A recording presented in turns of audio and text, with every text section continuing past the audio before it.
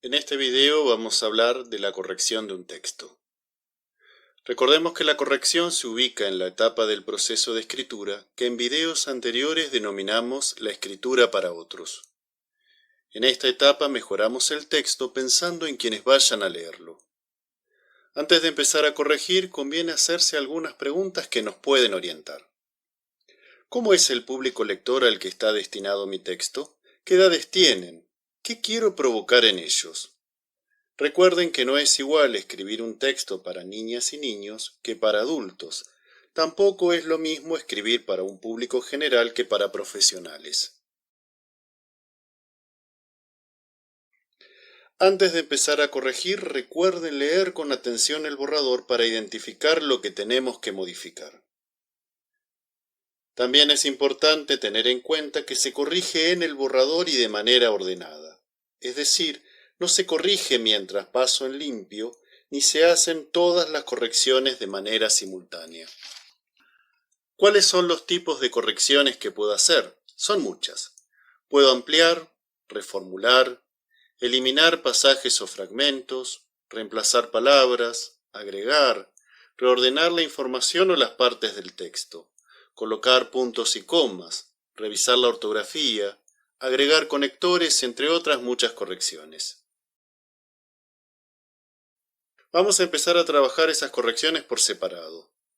Primero vamos a ver en qué consiste ampliar. Ampliar consiste en desarrollar una idea o un fragmento del texto. A menudo cuando escribimos el borrador apuntamos las ideas sin prestar atención.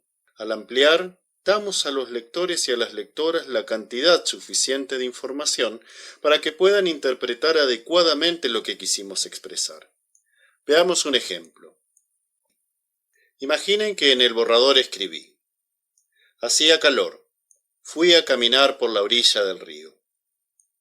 Al ampliar ese fragmento escribo: con la llegada del verano los días se volvían agobiantes. Esa mañana hacía calor. Preparé el bolso con el termo, el mate y unas frutas y fui a caminar por la orilla del río, a la sombra de la arboleda. Al ampliar la idea, el texto gana expresividad. Ahora vamos a ver otro tipo de corrección que consiste en eliminar lo que se repite. Pueden ser partes completas o bien palabras. En el caso de las palabras se pueden reemplazar por sinónimos o expresiones similares. Con frecuencia cuando escribimos el borrador tendemos a repetir información en diferentes partes del texto. Eliminar consiste en tachar aquello que sobra. En el caso de las palabras, podemos tacharlas y reemplazarlas por sinónimos. Veamos un ejemplo de eliminar-reemplazar palabras. Imaginen que en el borrador escribimos: el perro saltó la tapia. El perro corrió por la vereda sin rumbo. El perro identificó a su dueña, a lo lejos. El perro se había escapado de su casa. Lo primero que identificamos es que repetimos muchas veces la expresión el perro. Por lo tanto, podemos tachar las dos veces que se repite sin alterar el significado del texto. El perro saltó la tapia, corrió por la vereda sin rumbo, identificó a su dueña a lo lejos. El perro se había escapado de su casa. Ahora bien, seguramente se estarán preguntando por qué no eliminamos la expresión el perro de la última oración. Si la eliminamos, cambia el sentido. Observen.